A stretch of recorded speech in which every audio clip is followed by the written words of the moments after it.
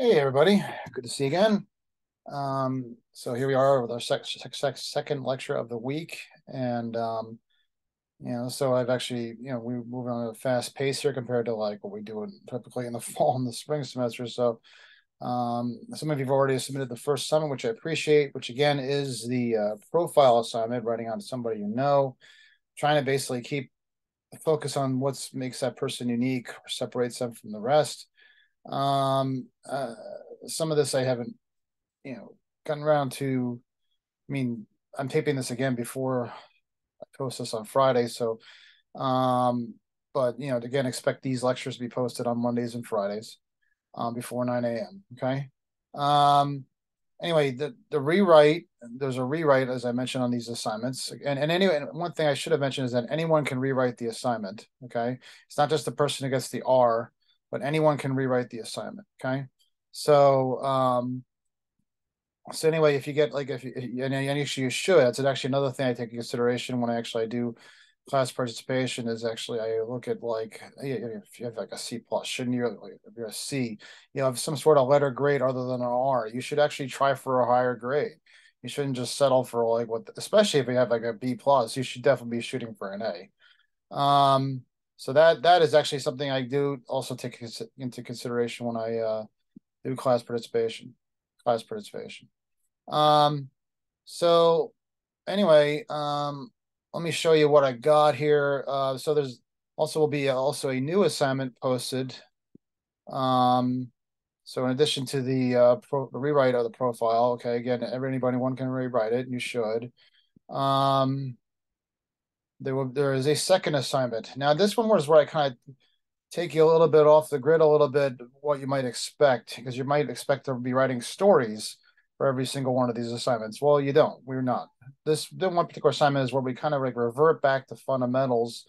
And to be honest with you, I kind of give like a message of basically kind of like the state of affairs message of like how things are going the first time around, first week with assignments. But I almost always give that this assignment. And basically, it's actually just writing leads. You're not going to write a story. You're going to write leads. In other words, one paragraph leads. Okay. Um, and you're going to basically take the collection of information that's supplied to you, and you're going to turn it into what would be a lead for that story. Okay. So here's the assignment right here. Again, this is before Friday, so it's actually not posted yet. And also there's a separate entry again for the rewrite of the first assignment, the profile assignment, that will also be posted too on Friday. Okay. So anyway, what I got here, so I got my first taste because I saw some of your assignments already, and thanks for that. But we got to work on some fundamentals. And one thing we got to make sure is that some people send stuff as a PDF. Please don't send as a PDF. Um, Send as a Microsoft Word doc. I use the I used I guess what you would call, I'm sorry, just having a bit of a brain fart right now. I actually use the computer to actually like make red marks on your stories and that sort of thing. I can't do that with a PDF. Maybe there's some professors who are able to do that. I can't. So I use Microsoft Word and and their functionality to basically edit and grade papers. Okay, so please make it a Microsoft Word doc. Okay, it's not a creative writing class. So can't make up stuff. Can't like um do stuff like supply wrong information, cliches, ick. Okay, better to be much more straightforward. This is really a writing craft or a craft where it's substance over style. Okay, so you really have to be as straightforward. Your reporting matters more than your writing. It's actually a question I used to like get like when I would go for job interviews when I was young. Basically, it was, are you a better reporter or writer? And I didn't know for a number of years that actually the better question was reporter, because an editor can basically kind of clean up the writing, but basically, can they clean up the reporting? Are they actually inside the person's head? Do they know that the person actually has gotten good information, solid information, correct information? Um, they may not know that. So, and you want to make sure that the reporter does the job of getting the depth of the information so that the story is full. Okay. Going off into like, some kind of creative cliches and that sort of thing, and going to, I'm not a big fan of adjectives, as you'll find out. Basically, we adjectives, I mean, unless they're factual, are useless. I mean, you go out and say the glorious blue sky. Well, that's not true. Just say blue sky, okay?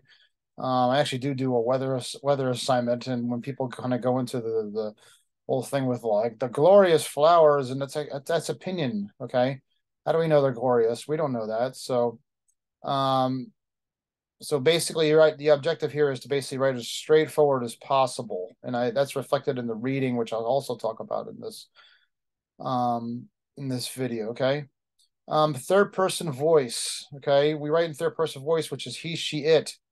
We don't write in first person. Okay, so make sure that you write in the first person, sorry, in the third person, meaning, and that keeps it objective. You ever read stories of like where it's I, me? It's actually like really hard to read that, and it's subjective. You want a story that's actually like objective, and there's no better way to be objective than to basically write about somebody else, not write about yourself. Okay, because you can't. It's really almost impossible to be objective about yourself. Okay.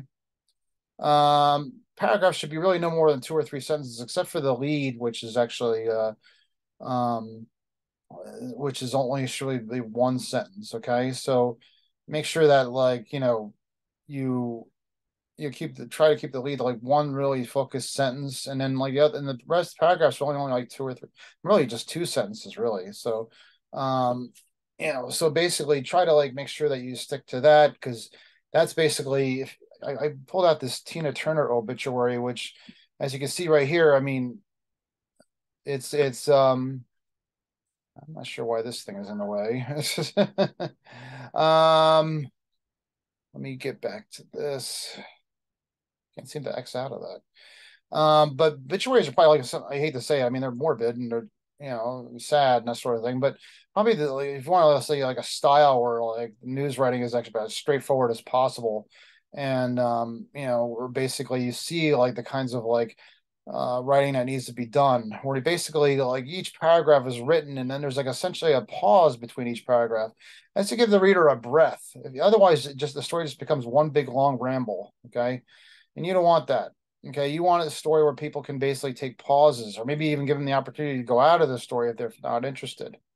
Tina Turner. Okay, so this does have actually some adjectives. The dynamic rock and roll singer. If you have an adjective that can't be disputed, then that's fine. Okay, who rose from humble beginnings and overcome a notorious abusive marriage to become the most popular female artist of all time, has died. Her family said. Simple, straightforward, to the point. She was 83. Look at this. This paragraph is only just one short sentence. Turner died Wednesday at her home, and I can't pronounce it, near Zurich. With her, the world loses a music legend and a role model, her family said. It was like a really long quote. I'm not a big fan of like long quotes. I actually would rather you just kind of paraphrase much of it. But this is actually from her verified Facebook pages. And it goes into, they didn't actually really say like what she died of. That's actually one of the new, you want to keep the story new and unique. So one of the things I'd want to find out actually is how she actually died. She's actually had she had some illnesses recently. But basically those, we didn't actually report whether the illnesses were actually like the factor. Okay. I think eventually came out and said that she had a long illness. So then it goes into the background. A Rivington Live performer, Turner had a string of R&B hits in the 60s and 70s. And then, she fled the abusive husband, Ike Turner. And then she had the huge hit in 1984, a huge album, Private Dancer. Okay. So yeah, so basically everything is very straightforward. The paragraphs are usually no more than a sentence or two. Okay. Um, Look for the unique angle in your reporting, as I mentioned, and when you find it, you dig for the details. Okay. It's almost like when you go, and I'm talking about interviewing today, and basically when you go through it, like the interviewing process, it's almost like there should be some sort of light that goes off. They call it reporter radar, something that basically says this is what you should stick on. Interviewing, as I'll talk about, is basically like it's really like a wide open game. People have asked me, how do you start it? It's not the story itself should read like a conversation, but the interview itself is more like kind of like it can be almost like an awkward job interview, to be honest with you. Okay, where basically you kind of start off with like some, I like to say macro to micro. You start off with like trying to find out the general information of, who a person is, like how old they are, what do they do, that sort of thing. But then as they kind of discuss themselves, you try to like find that again, that unique angle. Like I showed you this story about um the martial artists, that sort of thing. When they bring up that sort of thing and they talk about how they kind of go in that direction of being a martial artist, that's something that not everybody does. So then you want to like kind of go in that area. You want to start going focusing in that channel and start digging into the who, what, where, why, when about that specific thing. Okay. You stick with it, the story from top to bottom, and then you get, those are the primary details of your story. Secondary details could be mentioned, like maybe their age, that sort of thing, but you want to stick to the primary details of the story. Okay. You want to show, don't tell. Don't tell me they're glorious. Show me why they're glorious. Show me why they work. Don't say he works hard. Show me how he works hard as a martial artist. Okay, so you want to like basically present the details that will engage people and prove to people, you know, which is what people are looking for. They're seeking. Actually, there was a journalist, Bob Woodward, who helped break the Watergate scandal and during the President Nixon's administration, helped bring down his administration. And he liked to say that journalists try to seek the most obtainable version of the truth.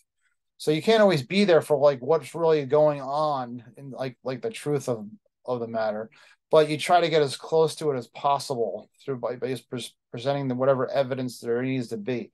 You can't always be there for the martial artist who like goes to the competition, that sort of thing, but you can kind of like you can write about what they did. You can write about like what happened. You can write about how it inspired them, that sort of thing. Okay. So on this, you do not read leads that look like headlines. Headlines actually present, there's like a thing called headline ease that's actually different. Okay, headlines are actually written differently than leads. Resilient Singer hails, see, it's actually usually written in present tense, dies at 83. There's like words taken out of it. This is a headline. Okay, it's written in present tense. It's, there's the words are cut out of it. But a lead is this. A lead is the first paragraph of a story. Okay. And it basically is a full sentence and almost always written in past tense. Okay. So you want to like say Tina Turner, basically she has died. Her family announced in a statement who she is, what makes her significant, that sort of thing. Okay. You want to most things you write about it have happened already because it's what you're writing. That's the point of being a reporter. So you say like basically, well, this is what happened, blah blah blah, and it's all in the kind of the past tense. So you don't write headlines, you write leads, okay, like this one, okay. And there's basically I present basically like a handy explainer to describe what the difference is between a headline and a lead. And I think what I say here, basically, it's under sections 9.0 and 9.6, something you don't necessarily get in the textbook. And I'll be providing materials that are outside of the textbook because, like I said, you just don't get this information all the time. But all right, so introduction. A headline is a headline consisting of words and phrases falling above the story in a newspaper, magazine, newsletter, news site, or website. In a radio or TV, a headline is spoken just before the news broadcast. Lead is the first paragraph of a story. If a headline is most informative, impactful of the entire story, it is the role of its role is to lead the audience into the story's main body. Okay, the headline is to draw attention, not actually provide impact. Okay, I think I said 9.3, the nice, or 9.6. I'm sorry. So if we go down here a bit, yeah, I mean, they're written bigger, that sort of thing. There's a shorthand, like again, like words dropped out of it that maybe not necessarily like would be, and we don't really like talk about headlines and we don't really edit headlines, or that's something I typically do actually in digital news writing. I don't do that in this class. Okay. It's a shorthand for that. Okay. All right. So anyway, this is your assignment. It's this worksheets right here. And I actually have called that up already. And here it is right here. If I can actually get rid of the pinwheel. And what is leads in undergrad, this is actually from a previous textbook, okay? I always thought it was a good one, and I always provide it. And I think it's actually good to go back to the basics. So what happens is so there's a lot of gobbledygook about what to do here, but what I want you to do is to write. The first part has 7 of them, okay, and the second part has 5 of them. There's a collection of information that I want you to narrow down into a sharp 1 sentence lead, okay, much like the one I just showed you on Tina Turner, okay. A survey released by Child Abuse Prevention Center in Baltimore. And you're going to have to make some choices. You don't include everything that's in this story, okay? It's just 1 sentence. So you're going to have to like sharpen it to what you think might be impactful to people, what might matter to people. I mean, there's numbers that are mentioned in here, but what numbers really kind of resonate with people? What's unique about it? What's new about it? What's big about it? Okay. Same thing here about a demonstration where people are arrested. What's the most important thing? I mean, there's been demonstrations before. People get arrested. How many times do people get arrested? You have to kind of make choices and whittle it down into what is the sharpest, clearest lead that'll lead, as it says in that other thing, lead you to the body. One thing to keep in mind here is that numbers matter. Okay. So you're going to see like some numbers that should actually like hit your reporter radar and say, that's what the story should be about. Okay. So you should basically like focus on that. There's maybe some details in here that like maybe about an attempted murder that make it different than every other attempted murder that's ever happened. Okay. There's going to be information here about maybe like money that more money that people need to pay to go to school or whatever. And numbers really matter, especially money matters. And people are going to like want to know, like how much more I have to pay for a kid to go to this particular school or whatever. Okay. So that's in here. And this is due on June 5th, which is only Monday. Okay. So yes, Monday. So this is a weekend assignment. Okay, we have to work quickly in the summertime. That's the way it goes. So, all right. So that's your very first assignment. I'm sorry, your second assignment, and then of course you have the opportunity to rewrite your second assignment, which is right here. Again, not posted just yet because I'm taping this before the actual posting. And then this is actually due on the 5th. I'm sorry, the 9th, so it's due in a week, okay, from today. All right, because you're gonna get your papers back. I'm gonna try to get them all back by Saturday morning, okay? All right, so that's due on June 9th, I meant to say. Sorry about that. Okay. So that's basically the first part. That's what you got new. That's what's coming up. Just 1 second here while I stop share for a second. So that's what's new. That's what's coming up. Okay, so then maybe the next thing we should talk about really is because again we're moving fast here. Is that basically what kind of style am I really looking for in terms of writing? I gave you a little bit of a glimpse in the first assignment, but let me just give you like before we even get into the book part of things. Basically, I'm looking for, and let me actually go back to the shared screen. Again, is there some sort of a lead? Okay, that basically identifies what the story is about. Okay.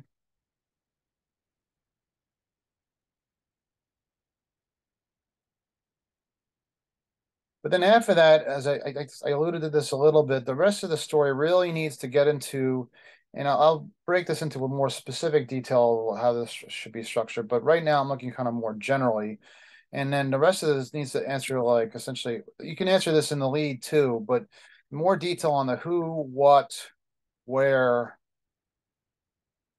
why, and when. Okay, more detail on that, and some of that can be identified in the first. Some of this probably the 2 most important questions to answer are probably the what and the why. What is this story about? And why did it happen? And maybe how actually is also another one. How did it happen? you know, I mean, those are some of the things that can be talked about in the lead, but then the rest of the story essentially answers more of these questions. Basically, think of a question and put this word in front of it. Okay. And then basically get into explain why certain things have happened. Well, how did Tina Turner die? Why did she die? I mean, she's 83. We understand that, but who was she? Those sort of things. That makes for a very focused, singular story. And it doesn't matter really like what era it is, but you know, digital or otherwise, I mean, stories are a lot shorter than they used to be. You know, but you know, they feature stories are not exactly like, or the more in-depth longer stories are not exactly like stories that are as popular or written as much anymore. It's not now, it's much more about the Twitter approach. And yes, I said Twitter with even Elon Musk, but the social media approach. And basically, like, here you have somebody who does the weather, and like, again, where were you in January? I want warmth now. He's basically giving his own form of the news in one short sentence, basically saying that it's still cold outside. Okay. Um, so that's basically what we're going for more now. So the more in-depth writing is actually like not as in vogue as possible, but it's still, there's still a demand to provide the answers to the questions that people may have whenever something happens. Okay. And I asked you guys to read chapters 3, 4, and 11, which basically will like touch on those a bit. Um, you know, the approach to basically any kind of like news writing is to really kind of like use like simple words, sentences, and paragraphs. Okay. Major writing part of news writing style is simple language. George Orwell in his classic Politics English Language complained that too often writers replace strong verbs with concrete nouns with abstract phrases. Okay. And I railed a bit on adjectives and that sort of thing, but that's basically, you know, what we have to deal with here is basically this is the way to basically make these stories as accessible to people, as many people as possible. This chapter gives you essentially the, you know, basically the comparisons. A third robbery this month at the Starlight Apartments in Washington Street has tenants worried about their safety and building security. How would a fiction story do that? Okay, Lyle's mom was whirling as he waited for the police to arrive. What I like to say is basically, okay, so they're not getting like necessarily the story like right away. It's supposed to provide suspense. It's doing its job. Okay. But the idea here is that most people are trying to like get someplace, get their job done, get their work done, and they only need the news like as quickly as possible. They don't want to have to wait for it. I know we've had COVID in recent years, and not as many people are commuting, but I like to say this difference between essentially this is somebody who has to get to work on time on a weekday. They read this, okay? They read this news. They read this when they got a weekend, or maybe they're retired and they got lots of time to wonder about what the hell's going on in the story. And the academic article is just totally stuffy. Previous literature has shown that occupants whose homes are vandalized feel a disruptive sense of emotion, blah, blah, blah. And see how it's all one rambling paragraph, okay? These are broken into three. They're in pauses, okay? Um, give the reader a breath, easy language that you would normally use. That's the funny thing. I mean, you might want to call it like a dumbing down of it, but it's not. It's actually harder to try to write in a way and translate language in a way, even the English language into English language, so that everybody understands. It's harder to really kind of like break, simplify language without, because you've been taught basically all your life to like swallow a thesaurus. So, they give comparison about not about use the word about, not approximately, home, not residence. These are words that people use in regular speak. Bruises, not contusions, cuts, not lacerations. Okay. Um, and so on and so forth. Okay. Eliminating unnecessary words. She was able to begin starting college classes her last and senior year. You don't have to say last and senior year, just say senior year. She began college classes. There's a lot of that you're going to see in your edits, where I basically say, do we have to like use all these words to like say this thing? Okay. Now, what you should, I'm going to go to this and basically like, again, you should be like following along in the modules. And, last week I told you, or sorry, last class, last lecture, I talked about course introduction, rubric and grading. This one is actually writing basics. Okay. You see June 1, week 1. And you should really be following along because I basically essentially give, and this is actually like a more specific structure that I'll get into, a lead, again, follow with the transitions, which help guide the reader along. I'll get into that. But what I want to really show you is this more specific instruction on the structure that I'll be giving to you. I want to show you like essentially like, this is actually kind of like speaks to the history of news media and how basically the language was simplified because it was the only way to like help the news media survive. Um, long time ago, back in the days of like the Civil War and that sort of thing, it was actually viewed as kind of stuffy. The English or news writers, and actually it was actually viewed for, well, not a lot of people could read, so it was written in a way that was actually, people, so people can written for the person who's basically looking for the kind of elitist kind of language that they might not otherwise see, like in a general newspaper today. Okay, and I give comparisons essentially in this module to like the way the Titanic story was broken. Okay, which was very long-winded and loaded with like adjectives and just loaded with just like unnecessary words compared to the moon landing in 1969. What happened basically between those times was the advent of radio and television. When radio and television came in and presented news in a way that was actually simplified and like more direct, more up to date, newspapers had to change. A lot of newspapers actually folded as a result of that. So because they just couldn't keep up with um, the way the news was presented. So they had to actually change themselves. But the newspapers still had the advantage because they could provide the depth that radio and TV couldn't provide. So they found a way to kind of mix the more directness, simplification of TV and radio, what you have now with web, and with the depth that gave them the advantage. Okay. Um, and New York Times actually has their story actually of the Titanic up on their site. And oh, where'd it go? It's not it. I'm sorry. Um, okay, well, let's just see here. Oh, here it is. I'm sorry, it's right here. So let's look at how they now. I mean, let's give them a little bit of benefit of the doubt. I mean, a lot of this stuff came in through like Morse code, so basically, it's going to be probably written even like Morse code. So it's going to be written like just they just spilled the beans. But just look at the way they kind of handled this. Okay. Um, the White Star, this is like one of the big events in the history of America, right? This or the world really, and I mean a big movie was written about it, one of the top sellers of all time. The White Star Liner Olympic reports by wireless this evening that the Cunardar Carpathia reached at daybreak this morning, the position from which I'm already like bored. Okay, there's like winding clauses from which and all this stuff, but this is not how people talk. Okay, calls for help were sent out last night by the Titanic after her collision with an iceberg. The Carpathia found only the lifeboats and wreckage of what had been the biggest steamship afloat.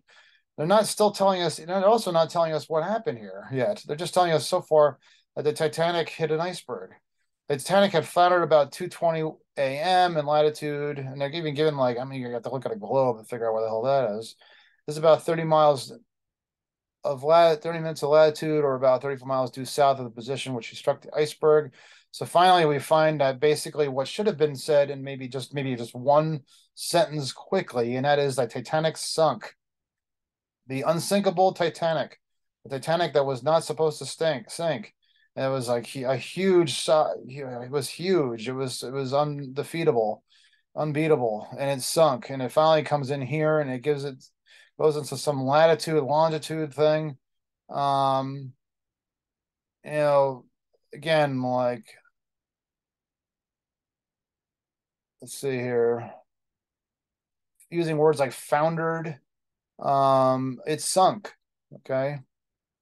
Could possibly be stated. Well, thank you. How about it's true that up to 11 o'clock tonight, nothing whatever had been received at or heard of. It's written very passively. One thing you're going to want to hear from me also is that also like you try to write in like essentially um active voice. That basically means putting the noun before the verb, not it has happened. Okay. But basically, or it has been sunk by an iceberg.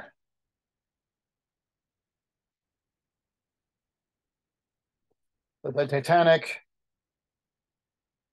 hit an iceberg and sunk is the way you would handle that. Okay. All right.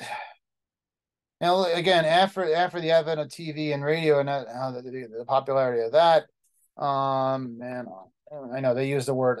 They wouldn't say now. This is actually outdated itself. They wouldn't say man on the moon. Well, they were men who landed on the moon the first time. They weren't women, but that doesn't matter. They should probably say humans. Okay, man on moon. What in white times? Let's look at the way they handled this one. Okay, men walk on moon. There we go. Men have landed and walked on the moon. That's it. Okay. Do we really need to say any more? Nobody did that before. And actually they haven't done it in 51 years since. So but anyway, men have landed and walked on the moon. Two Americans, that's all that needed to be said. Okay. This is like a hugely unique. Two Americans, astronauts of Apollo 11, steered their fragile, okay, that's an adjective, but still it was fragile, four-legged lunar module safely and smoothly to historic landing yesterday. This time. That's it.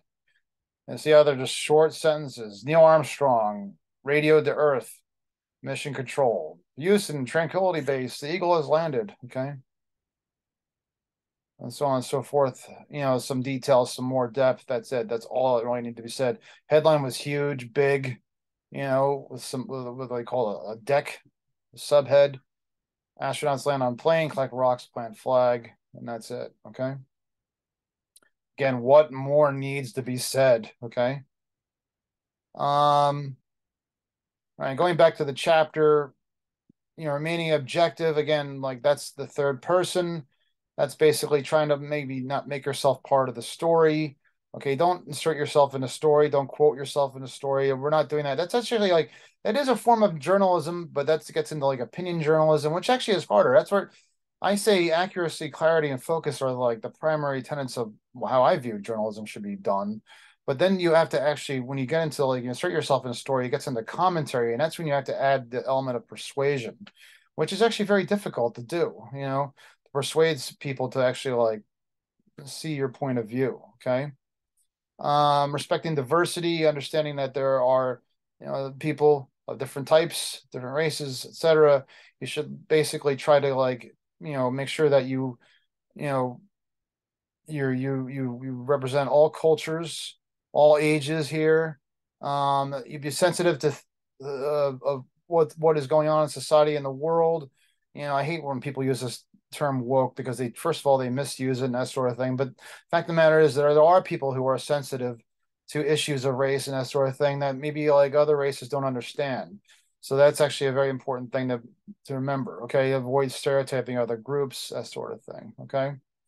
All right. And again, like we do not do the work at the end of each of these chapters. Okay. Unless like again, and I have to remind you, please do not buy the workbook. Okay.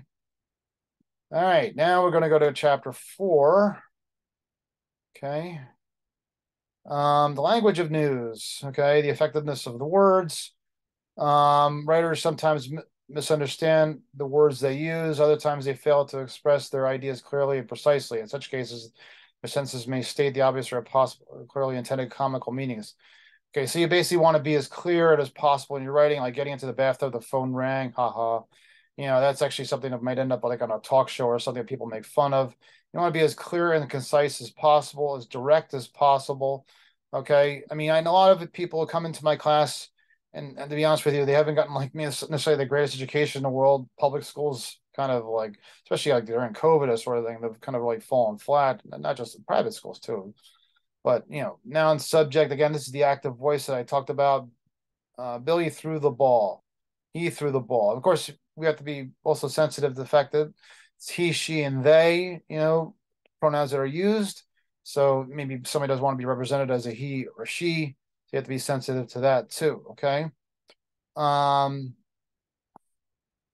you know, basically, this is actually just another way of saying that the noun really needs to come before the verb.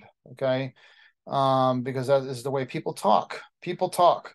What I just told you was essentially was active voice. So you want to basically make sure that like it's also a simpler and more direct way of speaking. More about that right here. The batter hit the ball, as opposed to the ball was hit by the batter. Okay. You want to write in a more direct speak because that's how again how people talk, and it's actually like a more direct and straightforward way of talking. Okay. You want to avoid trying to sound like Shakespeare. You want to avoid like going into like long clauses that just seem to go on forever.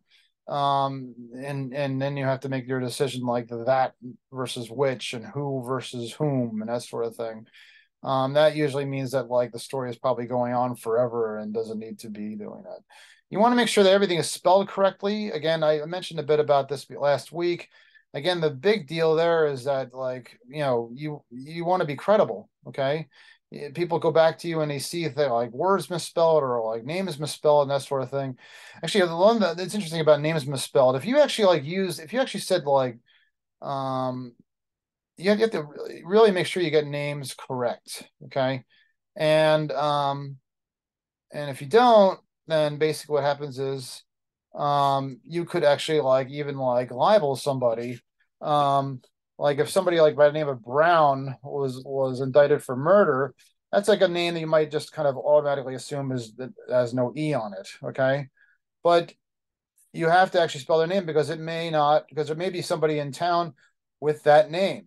Um, okay, so you want to make sure that person, the wrong person, doesn't isn't identified as the person indicted for murder. Okay, indicted for murder, I should say. Okay, you want to make sure that it's actually spelled correctly. Actually, you probably would more commonly spell it this way, but maybe the person's name is actually spelled this way. So John Brown is actually the one who was indicted for murder, but maybe you automatically assume it's this person, okay?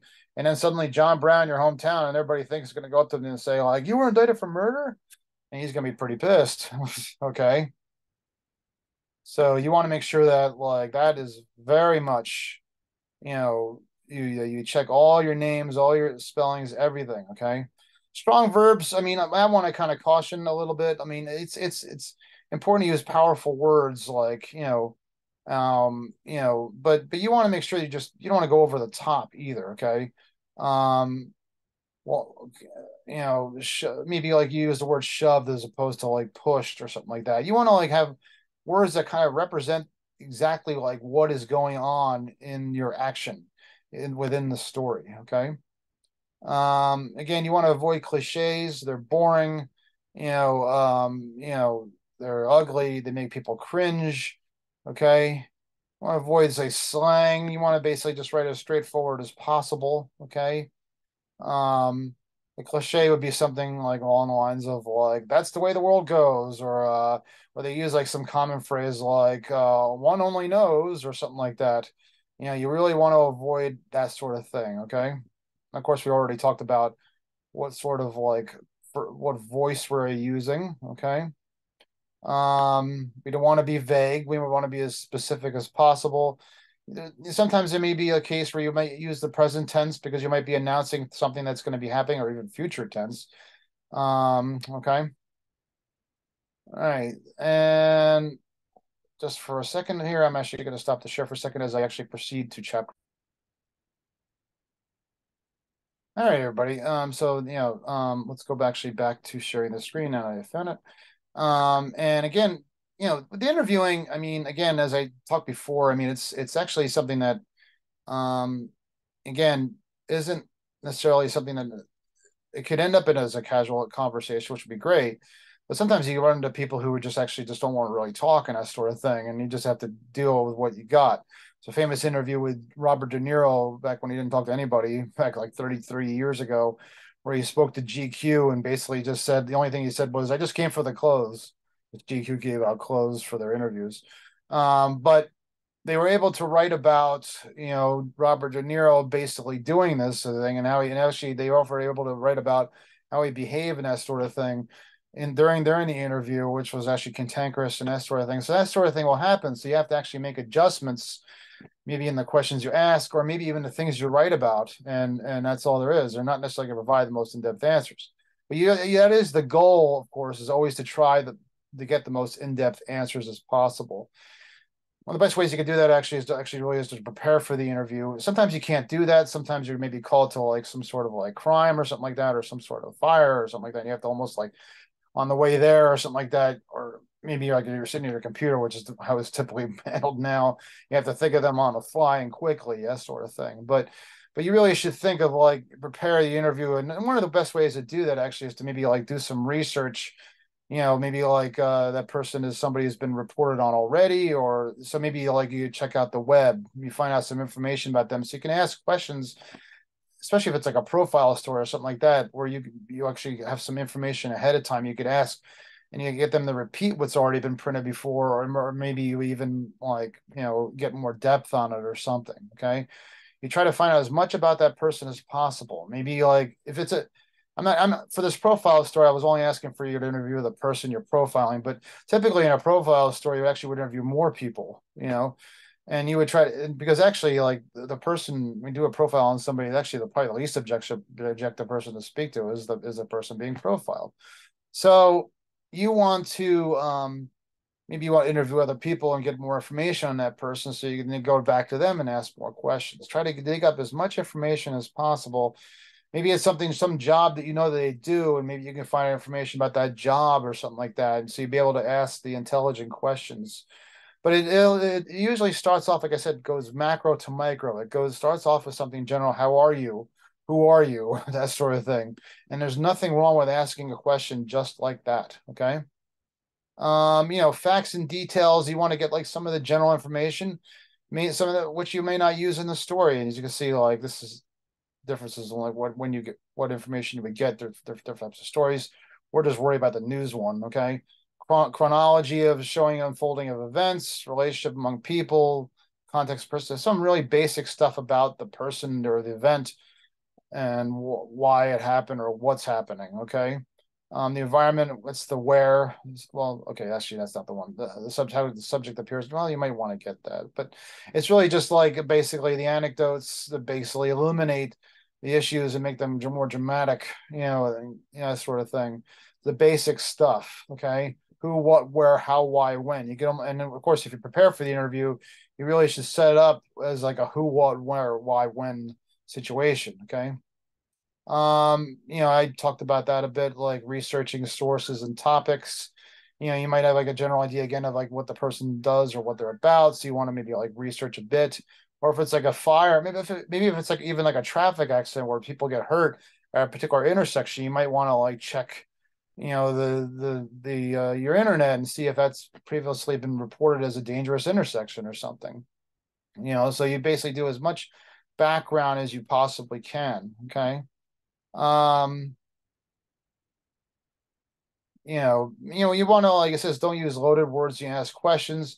I mean, like, you want to you want to build up a rapport with the person, but sometimes it doesn't necessarily go in that direction. Okay, so you have to be tough. Okay, and that's the way it goes. Okay, so has the person, but you want to basically just ask the kind of general questions without really getting too confrontational, because you want to get information.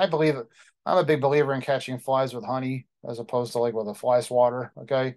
So, you want to like find out basically some of the more general and get to the more specific.